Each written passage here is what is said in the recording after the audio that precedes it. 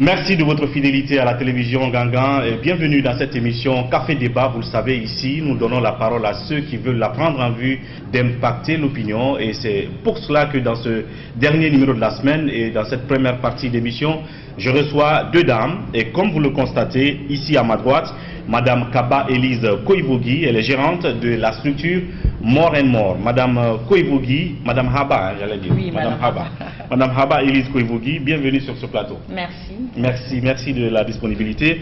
Et ici à ma gauche, Mademoiselle Touré Hawa, elle est commerciale au sein de la structure More and More. Bienvenue, Mademoiselle Touré. Merci beaucoup. Merci surtout de la disponibilité. Alors, la structure More and More qui, on va dire, se donne comme ambition de mettre sous les projecteurs des jeunes qui inspirent un peu la génération en matière de modèle de réussite, et c'est pour cela qu'elle est à la base d'un projet appelé Projet de modèle de réussite 224, la première édition pour 2017. Justement, avant de parler de ce projet, modèle de réussite 224, dites-nous d'abord, c'est quoi la structure More and More? Qu'est-ce que vous faites en réalité?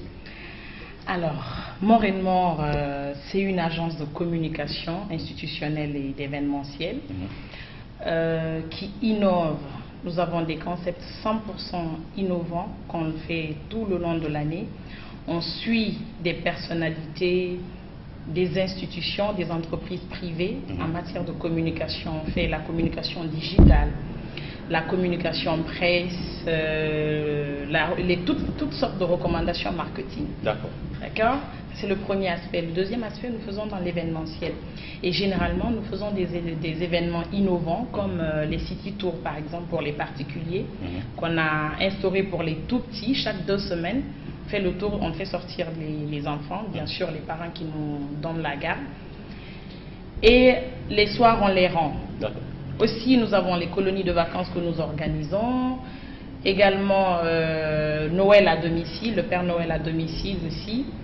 Et surtout, vous l'avez constaté l'année dernière, Conakry Ville Lumière, c'est un concept 100% More and More. On a fait un partenariat avec le gouvernorat de la ville, où il était question d'illuminer la ville et aussi, surtout, d'organiser dans chaque commune des animations pour les tout petits. D'accord. En fait, on est spécialisé dans ce genre de concept. Et aujourd'hui, vu qu'on est confronté à la jeunesse qui a plus ou moins une définition assez aléatoire de la réussite, on s'est donné pour ambition de lancer le projet Modèle de réussite 224. Et vu qu'il n'y avait aucune autre façon de définir ce qu'on venait faire, on l'a appelé Modèle de réussite 224, restant une agence qui s'appelle More and More. Bien. On va parler tout à l'heure de ce projet Modèle de réussite 224. Et déjà, selon ce que vous dites sur votre structure, on peut dire que c'est une boîte de communication multidimensionnelle, mais en matière d'activité, d'expérience pratique sur le terrain, et exemple concret, qu'est-ce que vous avez fait, comme elle l'a dit, comme projet déjà sur le terrain, et qui distingue More and More d'autres structures de communication? Je vais répondre à la question. Bon, allez-y donc. Voilà. La bibliothèque mobile pour Conakry, capitale mondiale du livre, par exemple. C'est une initiative de More and More. On l'a fait en partenariat avec le ministère des Sports et de la Culture. Mais c'est un projet qu'on a monté, qu'on a proposé, qui a été validé. Vu que les points de lecture n'étaient pas prêts, on s'est dit pourquoi pas. On a meublé, on a pris un grand camion qu'on a meublé, on a de meubles et de livres qui a sillonné les universités, les grands carrefours qui posaient et qui permettaient aux jeunes de lire. Ça, c'est un projet. Tout à l'heure, j'ai annoncé celui avec le gouvernorat. Et ensuite, on a l'hôpital de Kamsa aussi, pour qui on communique. En fait, More and More, les gens entendent moins parler de nous parce qu'on fait plus parler nos clients. D'accord. Parce que généralement, derrière les plus belles campagnes de Conakry, More and More est derrière. Ok. Voilà. D'accord. Oui, quelque chose à rajouter peut-être, Mademoiselle Touré, là-dessus? Oui, presque elle a tout dit sur ce que More and More fait et tout. Donc je crois qu'on va balancer un peu sur notre projet phare de l'année qui est Modèle de réussite 224. Alors qu'est-ce qu'on peut savoir justement, en gros, sur ce projet avant qu'on ne visionne cette vidéo qui présente dans l'ensemble le dit projet. Le projet modèle de réussite. D'abord, elle en parlait tout à l'heure, mais d'où est partie l'idée? Parce que je crois avoir vu d'autres structures aussi qui évoluent dans le même sens, qui veulent un peu mettre en face des jeunes, des gens qui ont réussi dans leur domaine. Mais modèle de réussite 224, l'inspiration est partie d'où? Quel est l'objectif visé? Bon, comme elle vient de dire tout à l'heure, en fait, More & More est une agence de communication. Comme elle l'a dit, nous, on ne nous voit pas, on communique plus pour les entreprises. Donc, cette fois-ci, on a décidé de faire voir un peu More & More et faire voir franchement ce que More & More peut faire. Bien. Donc, c'est là est venu l'idée de modèle de réussite 224. C'est une cérémonie de remise de trophées à un échantillon d'hommes et de femmes, symbolisant les prototypes de réussite en Guinée. D'accord. Bien sûr, vous savez que quand on parle de prototypes de réussite, on tend souvent vers ceux qui sont par exemple DG, PDG ou par exemple qui n'ont vraiment pas souffert pour atteindre leur objectif. Mais nous, si vous allez voir le projet, il y a par exemple le secteur informel que les gens n'y pensent même pas. Mais c'est un secteur qui évolue. Par exemple, on a une femme nominée qui est commerçante et une autre qui est restauratrice par exemple. Ce sont des gens vraiment à mettre en lumière puisqu'ils souffrent.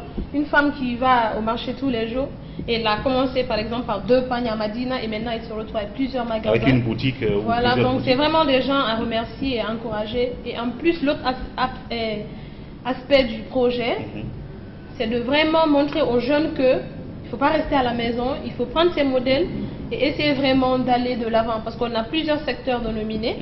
Donc chaque jeune peut par exemple prendre, non seulement si c'est le secteur public, le secteur informel, le secteur culturel, essayer de prendre ces gens comme modèle pour avancer et mettre les projets qu'ils veulent en marche. Voilà, donc la structure More & More derrière ce projet modèle de réussite 224 dont la première édition se passe en cette année 2017. On va ensemble visionner un peu cette vidéo qui dit un peu tout sur ce projet modèle de réussite 224, les personnalités nominées au cours de cet événement. Vous allez les découvrir ou sinon découvrir leur nom et derrière on se retrouve pour continuer notre émission.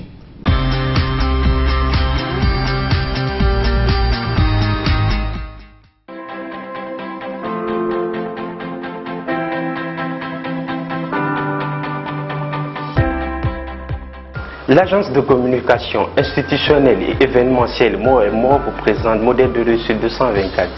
Modèle de réussite 224 est une cérémonie de remise de trophées dédiée à un échantillon d'hommes et de femmes symbolisant de prototypes de réussite en Guinée. À l'issue d'une enquête terrain repartie en 7 secteurs, 21 modèles de réussite ont été sélectionnés, dont 3 par secteur. Sont nominés pour cette édition 2017 dans le secteur public M. Lucien Guidao, DG de l'ONFPP, M. Gabriel Curtis, DG de la PIP et M. Lamine Sissé, DG de l'ANAIM. Dans le secteur privé, nous avons M. Gabi Bakari, PDG de Sogipec, Mme Kamara Patricia Lama, fondatrice de Pass National Bury, et M. Khalil Kondé, PDG de Tinky Store. Dans le secteur investissement, nous avons M. Kone Ibrahima, DG de Vision 2000, M. Gay Mamadoulaye, PDG de Sozetrap, M. Doumbouya Sori, PDG du groupe Dioliba. Dans le secteur culturel, nous avons Félix Xavier Curtis, artiste peintre, Johnny Alpha, artiste chanteur, et So Pedro, artiste humoriste. Dans le secteur informel, nous avons Mme Fatmata Diaby, alias Azozoea, restauratrice, Mme Touré Makura au niveau Guy, commerçante, et Maître Korka Djardia, styliste modéliste. En management, nous avons M. Mohamed Iremba Sidibé, DG de BCF, M. Aboubakar Kamara, DG de Nestlé, et M. Kaloko Mohamed, DGA de l'Agipec. En entreprise, nous avons Madame Keita Fantakone, assistante consulaire à l'ambassade de Malaisie, Madame Ba Aïssatou, Shift Manager à Felcom. Et enfin, nous avons Monsieur Yaya Kassé, Account Manager à ZTE. Alors, votez pour celui qui vous inspire le plus en envoyant son nom précis de son secteur sur le 660 13 52 84 ou un SMS sur la page Modèle de réussite 224. Ensemble, primons ceux qui nous inspirent.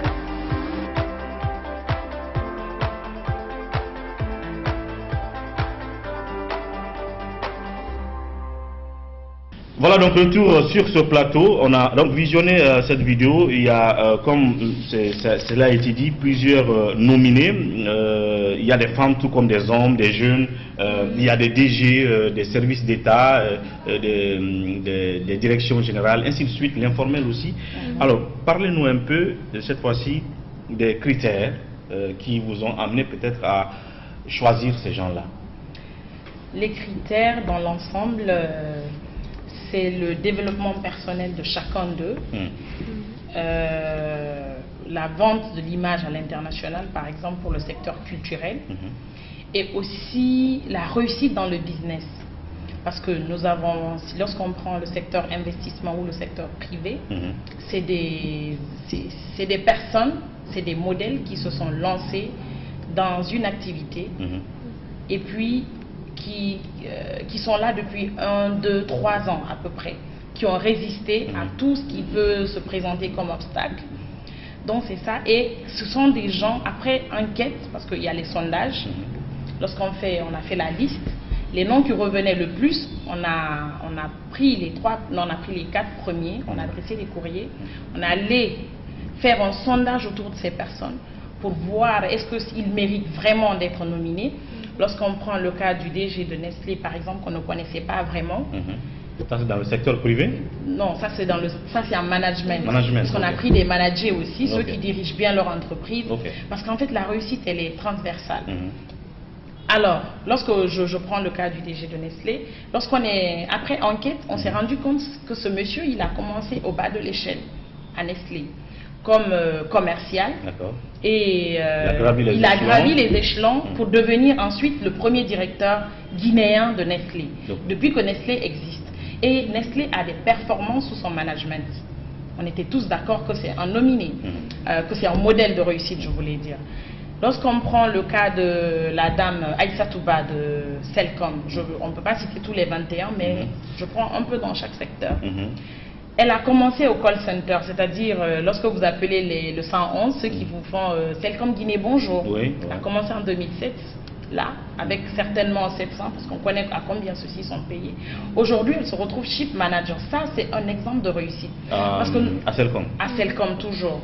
C'est-à-dire, elle est restée, elle a accepté de commencer tout petit. Et elle a montré ses performances qui a été récompensées par la suite. Donc, c'est pour dire aux jeunes étudiants finissants, sortants, qu'il ne s'agit pas d'avoir un master ou un doctorat et vouloir être directeur tout de suite. Tu peux commencer tout petit, si tu es performant, ça paye. On n'est plus dans le temps où on est parachuté, non. Aujourd'hui, de plus en plus, le mérite, il paye. Et vu que ce n'est pas que le secteur, on n'est pas orienté que sur les intellectuels, on allait vers le secteur informel, parce que là aussi, ils représentent vraiment des opérateurs économiques. Lorsqu'on prend nos 3 nominés, dans le secteur informel. Dans le secteur informel, on a un couturier qui est devenu un grand styliste. C'est qui déjà, vous vous rappelez? Koka Darja. Voilà. Il fait de grands défilés dans la sous-région. C'est une fierté pour la Guinée. Pourtant, c'est quelqu'un qui est parti d'une machine à coudre qu'il partageait avec quelqu'un. C'est un exemple de réussite. C'est pour dire à ces jeunes aujourd'hui, couturiers, qui peuvent exceller et devenir vraiment ce qu'ils veulent et être au-delà si ils sont persévérants. Ou cette vendeuse d'Akeke qui est nominée par exemple, Fatoumata Gabi, c'est pareil. Elle va où son Akeke? À Kaloum, c'est d'ailleurs incontournable, tout le monde va manger là-bas aujourd'hui. C'est parce que quelque part, cette femme ne s'est pas couchée, n'a pas dit non, mes parents ne m'ont pas envoyé à l'école, donc je ne peux rien faire, il faut juste que je me marie et puis c'est tout. Elle ne s'est pas contentée de contenir dans la société comme on nous place. Donc ça, c'est des exemples à mettre en lumière. Lorsque nous prenons dans le secteur public, bien qu'on ne voulait pas aller toucher ce segment, mais il y a le mérite y est. Aujourd'hui, c'est des bosseurs qu'on a présentés. Lorsqu'on prend l'ONFPP, parce que le directeur de l'ONFPP, voilà, il est nominé. Tout le monde connaît l'ONFPP aujourd'hui. Tout le monde connaît les performances. Il y a lieu aujourd'hui de mettre ce monsieur en lumière pour que les gens comprennent que désormais, avoir à la charge d'une institution publique ne veut pas dire, n'est pas qu'une question politique. Il faut bosser. Lorsqu'on bosse, il y a des gens qui observent et qui vont vouloir vous ressembler. Il y a Lucien qui était même récemment au Mali, exactement, qui a inspiré un peu les Maliens. Les Maliens, tout à fait. Et c'est pareil pour Curtis de la Pipe. L'Anaïm, c'est encore pareil. Avec toutes les infrastructures aujourd'hui qu'on a dans le domaine minier, surtout à Kamsa, on peut dire que là encore, ce monsieur, il a bossé, c'est un modèle. Donc les jeunes qui sont dans l'administration publique devraient s'en inspirer pour que lorsque ils seront au contrôle, qu'ils fassent comme ou plus que nos nominés. C'est ça l'objectif en fait. Bien, oui, toujours sur ces critères de choix de ces nominés, peut-être quelque chose à rajouter, ou sinon passer plutôt aux conditions, à vos conditions pour les modèles de réussite. Des conditions. J'ai vu les conditions, nos conditions pour chaque secteur, modèle de réussite 224 managers, ainsi de suite. Ça va être long, quand même, ce secteur. Mais je crois que Mme Haba Elise avait signalé ça tout à l'heure. Ok. Oui, les conditions de nomination de ce projet, modèle de réussite 224, c'est par exemple, comme elle l'a dit, le chiffre d'affaires, le côté managérial et tout ça. Ce que, en fait, la personne a ajouté dans le secteur là où il est. Le plus en fait. Okay. Et comment ça va se passer en fin de compte? C'est quoi la période? Où est-ce que ça va se passer? Et comment les gens peuvent participer? Je veux dire le mot. Est-ce que c'est un vote ou... Oui, le vote. Le mécanisme. Voilà, ça se passe comment? Alors, on a nominé 3 personnes. 3 modèles dans chaque secteur. Okay. Il est question maintenant pour le public de voter pour le meilleur du secteur. C'est-à-dire lorsqu'on prend le secteur privé, nous avons Kamara Patricia Lama, Khalil de Tinky Store et Bakary Gabi de Sogibek. Alors, selon leur parcours, parce qu'on communique sur la biographie de tout un chacun pour permettre au public de les connaître, parce que c'est ça en fait l'essence, c'est de vendre le bilan, le parcours pour que d'autres s'en inspirent. Alors, il s'agit de voter parmi les 3. Celui qui t'inspire le plus. Ça ne veut pas forcément dire que c'est le meilleur, mais c'est celui qui t'inspire parce que chacun va se retrouver en un de ses nominés. Alors, soit le vote se fait par SMS sur un numéro que tout le monde connaît, que tout à l'heure qui a été dit dans la vidéo, ou par Messenger sur la page Facebook de modèle de réussite 224. Alors, ces votes seront comptabilisés, parce que les votes vont cesser à partir du 20 octobre, et ils seront comptabilisés le jour J de la cérémonie de remise de trophée qui aura lieu le 4 novembre au Novotel. D'accord. Et là, il y aura un jury composé de 3 personnes qui sont complètement indépendants, qui vont à leur tour étudier, analyser la biographie de tout un chacun, et accorder leur voix. Leur voix représente 50% de la décision finale. Et le vote du public aussi, 50%, c'est les deux qu'on accumule pour choisir un modèle dans chaque secteur. Mais bien évidemment, ils sont tous des modèles, donc on va tous les décorer. N'empêche qu'il y aura 7 prix qui vont être remis aux 7 gagnants. C'est ça le process de modèle de réussite 224. Et mais en regardant la vidéo, je ne sais pas si je n'ai pas bien regardé, mais on cite les noms des nominés, mais pour l'instant, il n'y a pas leur photo ou leur image. Est-ce que ça vient? Est-ce que ça arrive? Comment est-ce que les gens, au-delà des noms, peuvent effectivement identifier les personnalités ou les nominés, les modèles? Bon, c'est vrai que la vidéo, déjà, vous voyez que c'est 2 minutes, on ne fait pas faire long, plus long que ça. Mais sur la page de modèle de réussite 224, vous avez les images et la biographie de chaque nominé. D'accord? Ça, c'est une chose. Et le deuxième aspect, le jour J, la biographie, on a déjà fait des montages, des vidéos avec les nominés, avec une voix off qui présente ces nominés. Donc, le jour J, tout le monde verra nos nominés dans leur élément. Parce qu'on les a filmés dans leur environnement naturel, qui sera projeté le jour de l'événement pour aider, parce que ça sera une aide à la décision. Voilà. Mais avant de voter, chaque citoyen pourrait bien entendu voir d'abord la photo de la personne sur le site. Sur la page Facebook de modèle de réussite. Pour ajouter encore à ce qu'elle vient de dire tout à l'heure, pas seulement sur la page Facebook, mais si vous avez remarqué, on a déjà mis des panneaux de communication sur les coins de Conakry. Oui, bien sûr. Okay. Chaque secteur a un panneau bien situé dans la commune de Conakry. Si vous êtes en circulation, vous pouvez remarquer déjà les secteurs. Bien. Et avec leurs photos, bien sûr. Bien. Alors, est-ce qu'il est prévu quelque part que le jour J, peut-être que ces modèles-là puissent un peu parler sur leurs secrets, justement, ce qui les a amenés à là où ils sont aujourd'hui, pour partager avec le public, peut-être qu'ils les suivent, leurs petits secrets. Exactement, ça c'est prévu bien évidemment. Lorsqu'on va projeter la biographie de chacun, chacun aura à peu près 2 minutes de micro, parce qu'on aurait déjà tout dit, mais qu'on les entende aussi. De vive voix. Oui, 2 minutes de micro est prévu pour chaque nominé, le jour J. D'accord. Alors oui, quelque chose peut-être à rajouter, parce que je rappelle que ce n'est qu'une première. On va suivre cette expérience de bout en bout jusqu'au jour de la remise, effectivement, pour que des jeunes gens qui, chacun dans un secteur donné, en tout cas dans l'un de ces secteurs cités ici, voudraient bien voir comment tel est devenu celui qu'il est aujourd'hui, pourquoi il est, par où il est passé. Ça sera bien pour vous qui êtes encore au point de départ. Et donc on va suivre cette expérience de bout en bout, à moins que vous n'ayez quelque chose à rajouter pour le public qui vous suit, avant de fermer portes et fenêtres de cette première partie. Alors, les votes sont encore ouverts. On demande au public de voter vraiment, parce que ça va compter. Et aussi, on invite les sponsors à associer leur image à cet événement qui est vraiment riche en visibilité. Parce qu'on utilise tous les canaux de communication pour cet événement. Alors, et on encourage aussi la jeunesse à s'inspirer. Qu'on ne pense pas que la réussite c'est forcément politique. Il faut être KPC ou Antonio ou Naïté ou un ministre, whatever. Il faut briser les étapes aussi. Exactement. Il n'y a pas de recette miracle. Il suffit d'être... Chacun dans son domaine peut réussir et peut révolutionner son domaine. Donc, vous avez un panel de modèles. À coup sûr, vous allez vous retrouver dedans. Ceux qui veulent être carriéristes trouveront des carriéristes parmi nos nominés. Ceux qui veulent investir dans l'informel ou dans le formel trouveront leur compte. Et aussi, surtout, après, c'est les conférences qui vont être ouvertes, parce que l'objectif, c'est que les gens puissent, on va faire des journées portes ouvertes pour que la population puisse poser des questions en direct à nos gagnants. C'est-à-dire à ceux qui vont remporter les prix. Parce qu'il faut qu'il y ait ce partage d'expérience pour que la relève soit assurée. Voilà. Bien. Alors oui, peut-être quelque chose à rajouter?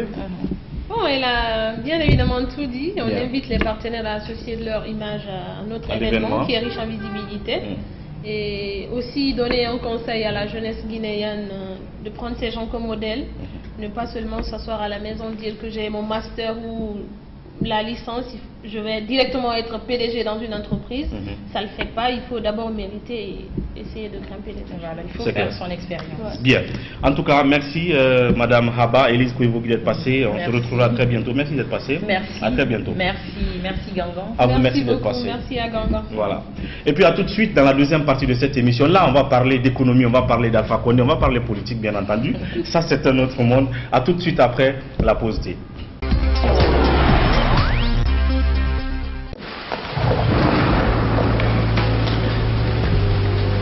Il existe des choses qui nous donnent la force et l'audace d'aller au-delà de notre imagination.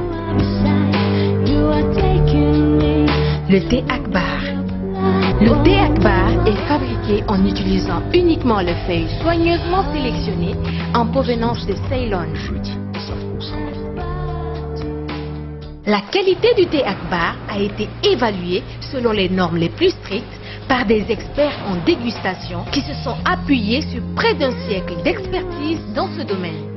Premier producteur de thé, vous pouvez faire confiance à la famille Akbar pour vous garantir votre santé.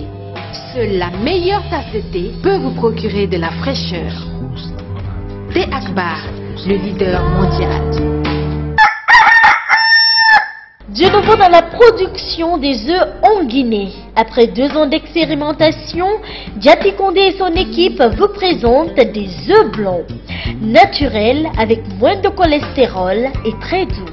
Les œufs blancs sont produits sur place à Kindia et vendus avec les alvéoles à des prix très abordables, 22 000 francs guinéens et 24 000 francs guinéens pour un alvéole de 30 œufs.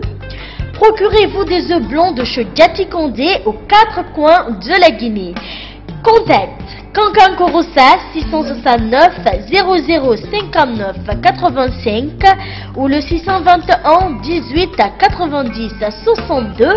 Conakry le 664 04 55 92. Kindia 625 22 84 38. Boki Kamsar 622 60 31 61. Mafereya Forecaria 664 33 25 11. Consommez les œufs blancs, vous ne serez pas déçus.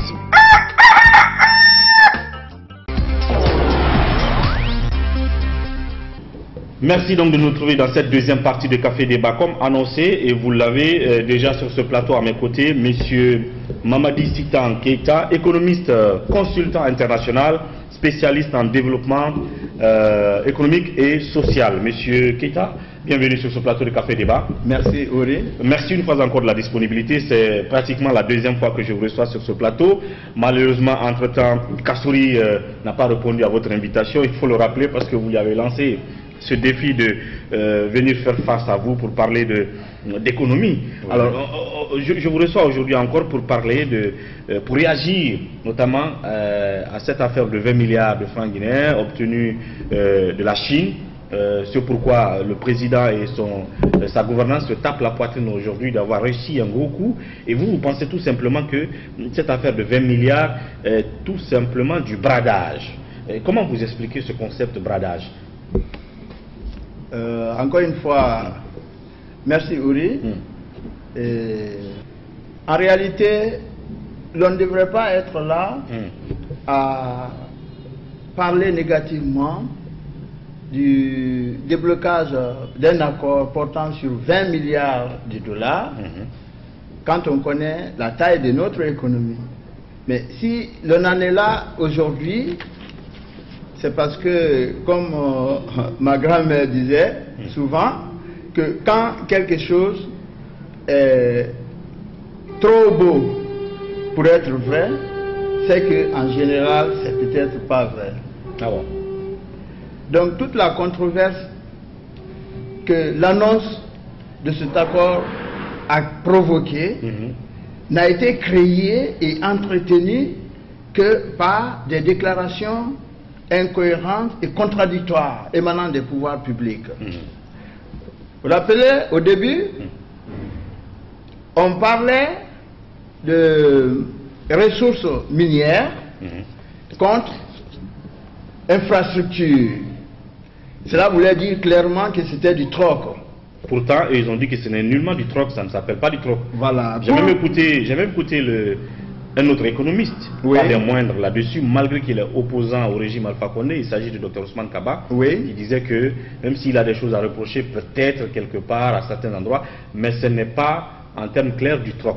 Oui. Est-ce que vous êtes d'accord avec lui? Je l'ai écouté aussi. Bon, en fait, je ne sais pas comment il comprend le troc. Je vais peut-être l'inviter à aller regarder encore dans ses documents. Mais je reviendrai sur ce point. Bien.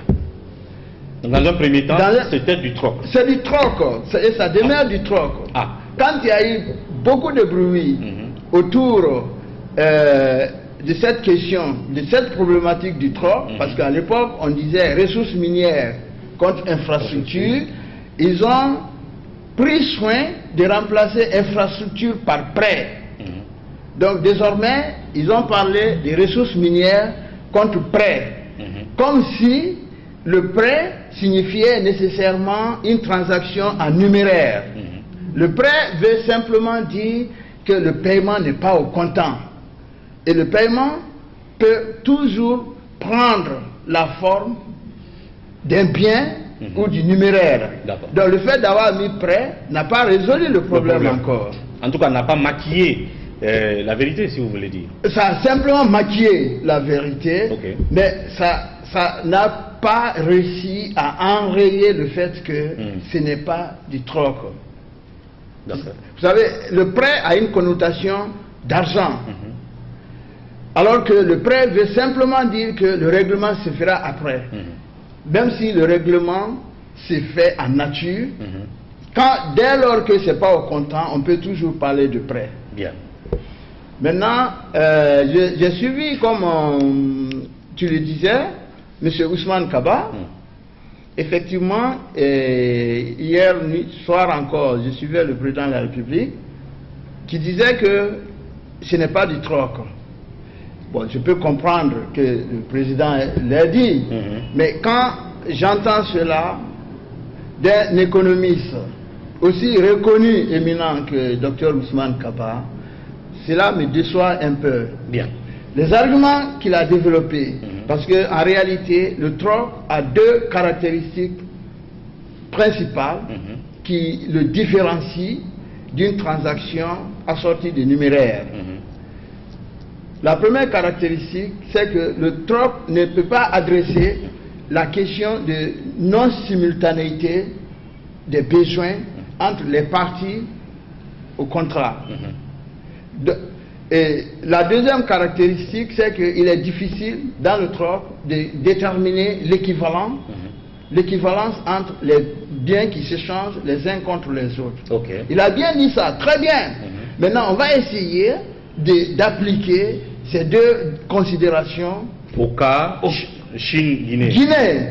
La première considération, le fait que le troc n'arrive pas à adresser l'absence de simultanéité des besoins, cela signifie que, et on va toujours rester dans le contexte de cet accord, c'est que la Guinée aujourd'hui dispose de ressources minières.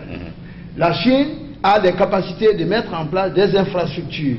La question avec le troc, ou qui pourrait se poser avec le troc, c'est que si nous avons besoin de ces infrastructures, à un moment où les partenaires chinois n'ont pas besoin de nos minerais, le problème de l'absence de simultanéité des besoins va demeurer. Bien. À l'apparence, on peut dire que la Chine a besoin de nos minerais et nous avons besoin d'infrastructures. Donc la Chine a la capacité et l'expertise. Oui, d'assurer la mise en place. Maintenant, je comprends Dr Ousmane Kaba quand il veut dire que donc il y a simultanéité des besoins là. Ok, mais du côté de la Guinée, la question doit se poser de savoir quelles sont les infrastructures. Est-ce que la Chine est prête à accéder à toute demande d'infrastructure que la Guinée pourrait avoir à faire? Autrement dit, si la Guinée demandait en contrepartie de son minerai, par exemple, la mise en place d'une raffinerie d'alumine, est-ce que les Chinois sont prêts? Est-ce qu'ils sont prêts à accepter cela? Je ne crois pas. Le type d'infrastructure. La nature de l'infrastructure. Si vous avez écouté, ce ne sont pas des infrastructures productives là. Ce sont des infrastructures juste de capacité, mais pas de production. Les routes, les hôpitaux, les universités, le Parlement. Oui, voilà. Mais ce n'est pas des infrastructures de production. Alors qu'une raffinerie d'alumine est une infrastructure de production. Alors, les Chinois peut-être même diront, mais si on vous met ça en place, comment vous allez nous fournir après le minerai? Pourquoi vous allez nous fournir le minerai? Alors vous voulez dire que dans ce contrat, on n'a pas vraiment on a les mains et les pieds liés, c'est que ça, on n'a pas le choix, on n'a pas forcément le choix de l'infrastructure, des infrastructures qu'on veut. La Chine impose le type d'infrastructure. On n'a pas forcément le choix, ou on ne sait pas forcément si on a le choix, et dès lors qu'on n'a pas le choix de ce que nous voulons, la question de simultanéité des besoins va se poser. En fait, au niveau de l'État, la simultanéité des besoins là, c'est traduit par la simultanéité des priorités. En réalité, au sommet de l'État, on parle de priorités. Normalement, et le président Alpha Condé lui-même l'a dit hier, il disait que en réalité, ce ne sont pas les mines qui vont développer la Guinée, que c'est le développement de l'agro-industrie. En l'occurrence, la mise en place des capacités de production et de transformation des produits. Voilà. Donc, par rapport au premier critère, vous voyez que c'est pas tranché. C'est pas trop profitable pour la Guinée. Tant qu'on ne sait pas, tant qu'on n'a pas la souveraineté de ce que nous allons gagner en retour, c'est que par rapport à ce premier critère, l'accord reste du troc. Bien. Par rapport au second critère, à savoir la difficulté de détermination de l'équivalence entre les biens qui se changent. Aujourd'hui, est-ce qu'on sait combien coûte le minerai sur le marché international?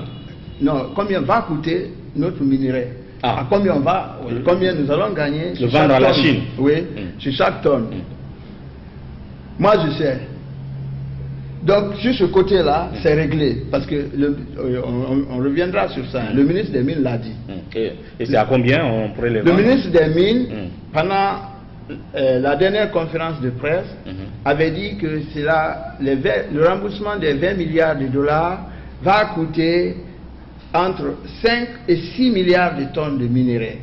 Donc du coup, le prix à la tonne, et c'est pourquoi je parle du bradage justement, le prix à la tonne est entre 3 et 4 dollars. 3 et 4 dollars. 3 et 4 dollars. Où se trouve le bradage dans cette affaire? Oui, 3 et 4 dollars, le minerai, il coûte jusqu'à 35 dollars la tonne. Sur le marché, international. C'est connu. 35 dollars. 35 dollars la tonne. La tonne. Actuellement. Oui. Il peut être vendu. Donc dans ce contrat-ci, la Guinée ne gagnera. Pour les 6 milliards de tonnes de bauxite, ça veut dire qu'on les vendrait à 3 dollars la tonne, c'est ça? Oui, si, ça doit équivaloir à 20 milliards, de dollars. Voilà. Donc c'est une perte énorme. Oui. Une sous-évaluation. Bien sûr. De nos minerais. C'est évident là. D'accord. N'est-ce pas? Et qu'est-ce que ça veut dire? C'est que si on parle toujours de l'annonce du ministre des Mines, c'est qu'il y a actuellement 3 sociétés chinoises qui sont engagées dans l'exploitation de la bauxite. Il y a l'une qui va produire environ 10 millions de tonnes par an, la seconde va produire 15 millions de tonnes par an et la troisième 12 millions de tonnes de bauxite par an. Quand la somme, ça fait 37 millions de tonnes par an. À supposer même, on va essayer d'être généreux avec eux, que c'est pour les besoins de simplification, que les 3 compagnies produisent 50 millions de tonnes par an. Au lieu de 37. On va prendre 50 millions de tonnes. 50 millions de tonnes multiplié par 4 dollars la tonne, cela fait 200 millions de dollars par an. 200 millions de dollars par an, alors que le rythme de mise à disposition annuelle qui nous a été annoncé est de 1 milliard de dollars, c'est-à-dire des partenaires chinois vers la Guinée. Cela veut dire qu'on va se retrouver chaque année avec une ardoise de 800 millions de dollars d'impayés. Au bout de 10 ans, cela représenterait 8 milliards de dollars de dettes. Au bout de 20 ans, 16 milliards de dollars. C'est-à-dire au bout de 20 ans, on n'aura remboursé que 4 milliards. Cela veut dire qu'il va falloir 100 ans pour rembourser les 20 milliards. D'accord. Pendant ce temps, les Chinois sont en train de gagner quoi dans le même projet? Oui, justement. Ça, la question que cela effectivement interpelle, mais alors pourquoi les partenaires chinois vont s'engager dans un tel partenariat, sachant bien qu'il va leur falloir 100 ans pour se faire rembourser? Mais n'oublie pas que la bauxite qu'eux prennent à 4 dollars la tonne au maximum peut être vendue à 35 dollars. À supposer que le coût de production et même d'acheminement soit de 10 dollars, ça veut dire sur chaque tonne, ils gagnent 20 dollars au moins d'intérêt. 20 dollars avec 1 milliard de tonnes de bauxite, et ils seront déjà rentrés dans leur en possession de leurs 20 milliards. Dans combien d'années pratiquement? quand on prend un rythme de production de 50 millions de tonnes l'année, il va leur falloir 20 ans. C'est-à-dire après 20 ans, ils auront les 6 milliards. Les 20 milliards. Et ils auront fini d'extraire les 6 milliards de tonnes. Non, ils auront, après 1 milliard de tonnes, c'est-à-dire 1 milliard multiplié par 20 dollars, 1 milliard de tonnes multiplié par 20 dollars, ça fait 20 milliards de dollars. Je comprends, le temps pour qu'ils finissent d'extraire les 6 milliards de tonnes. Non, les 1 milliard de tonnes, c'est 20 ans. D'accord. Je sais pas si... peut-être 60 ans. Non. Ce que je veux dire, c'est-à-dire qu'avec un rythme d'extraction de 50 millions de tonnes par an, en 10 ans, ça fait 500 millions de tonnes, en 20 ans, ça fait 1 milliard de tonnes de bauxite. Et puis sur chaque tonne de bauxite, et ils sont capables de gagner 20 dollars, au bout de 20 ans, ils auraient recouvré leurs 20 milliards. Donc, les 80 autres années qui vont suivre seront une sorte de rente viagère pour les générations futures chinoises. Bien. Au détriment donc de la génération future guinéenne. Malheureusement. Oui. On aura le temps, c'est un débat très intéressant, il faut qu'on l'approfondisse. C'est un débat qui est lancé, qui est ouvert. Il va falloir qu'on le poursuive. Malheureusement, on est pris par le temps. Mais pour conclure peut-être cette affaire de 20 milliards, vous avez écouté une fois encore Kassory là-dessus. D'ailleurs, c'est sûr que c'est Kassory qui a été au devant de tout ça. Et aujourd'hui, on parle même on parle de commission dans cette affaire. C'est-à-dire qu'après la signature de ce contrat, on dit déjà qu'il y en a qui sont en train de se bastonner autour d'une affaire de 15 millions de dollars de commission. Et on parle là du fils du président de la République. Et on parle aussi d'autres démarcheurs dans cette affaire. Peut-être est-ce que cet aspect vous a intéressé ou pas, mais en tout cas, comment conclure sur ce dossier avant qu'on ne passe à Alpha Condé face aux enseignants hier? Bon, en fait, je dois dire que je n'ai pas eu, appris ces échos avant d'être dans ce studio, quoi. Par rapport à cette affaire de commission de 15 millions de dollars. Oui. Bien. Je n'ai pas eu vent de ces échos-là. Alors, en gros, qu'est-ce qu'on peut retenir de ce dossier de 20 milliards? Comment vous concluez, comment vous qualifierez une fois encore ce dossier de perte d'avance? Oui, c'est que... Ce qui est choquant, c'est que plus ils parlent pour essayer de clarifier, plus ça devient flou. C'est-à-dire que l'autre jour, il y a quelqu'un qui disait que pourvu que la Guinée puisse présenter des projets viables et bancables... C'est le président lui-même qui a dit. Oui, mais projet viable et bancable, est-ce que le Chinois a besoin de savoir que notre projet est viable? Pour financer. Oui, a-t-il besoin? Ça, c'est logique.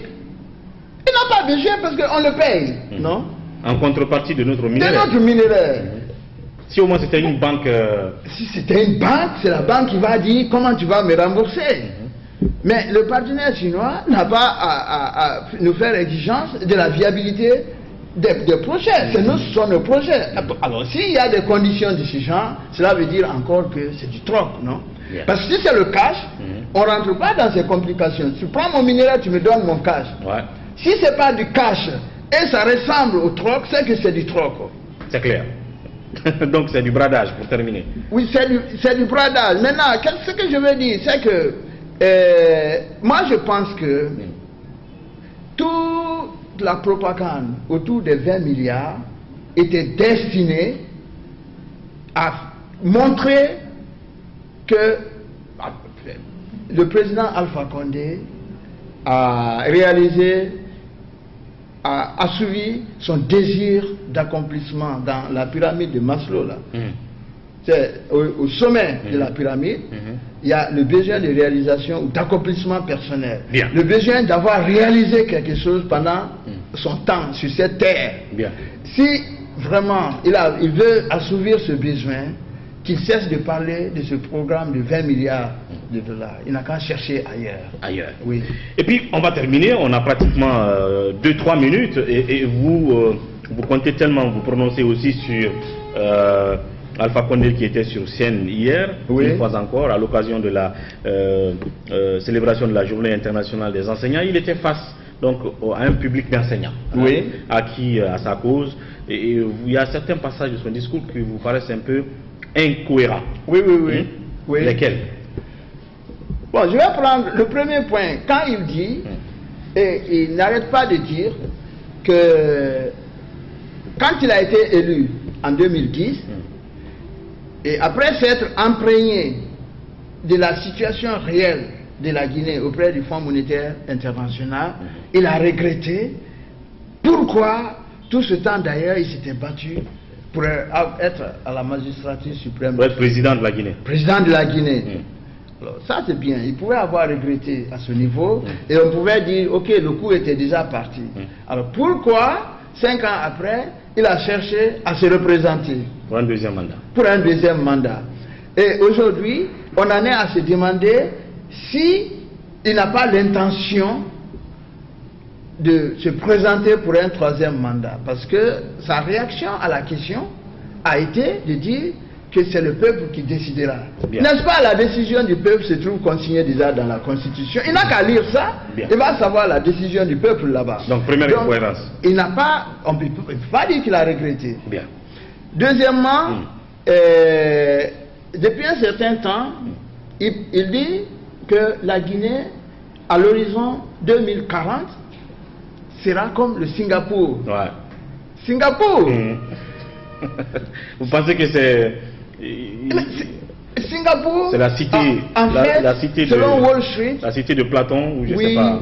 A l'économie, la deuxième économie la plus libre du monde après celle de Hong Kong. Singapour, depuis 2008, a le plus gros port mondial. Singapour a un PIB par tête d'habitant de 30 000 $. En Guinée, on est à peine à 500 $, 60 fois. En fait, Singapour a un PIB de plus de 200 milliards de dollars par an. Nous, on traîne avec à peine 7 milliards de $. Et Singapour a une population qui fait à peine la moitié de la population guinéenne. C'est-à-dire leur population ne fait même pas 6 millions. 6 millions. Et donc Alpha Condé dit qu'il veut faire de la Guinée-Singapour, c'est une rêverie. Singapour a la deuxième place financière de l'Asie, après le Japon. La Guinée n'a même pas de place financière. La place financière, c'est la bourse des valeurs. La bourse, c'est le marché financier, le marché où s'échangent les actions et les obligations. Nous, on n'en a même pas. Singapour est l'un des rares pays où la contribution du secteur primaire à la création de la richesse est zéro. Ils n'ont pas d'agriculture, ils font rien. En attendant, 60 à 70% des populations en Guinée sont engagées dans l'agriculture. En fait, un seul pont au Singapour peut absorber tout le budget guinéen. Donc, comment en 40 ans? Non, pas en 40 ans. D'ici 2040. Oui, comment d'ici 2040? Ça reste pratiquement combien d'années là? Voilà. Bien. Donc vous pensez que c'est une rêverie tout simplement? Non, c'est impossible. Bien. Mais c'est fait justement pour distraire le peuple, afin de contrôler son esprit.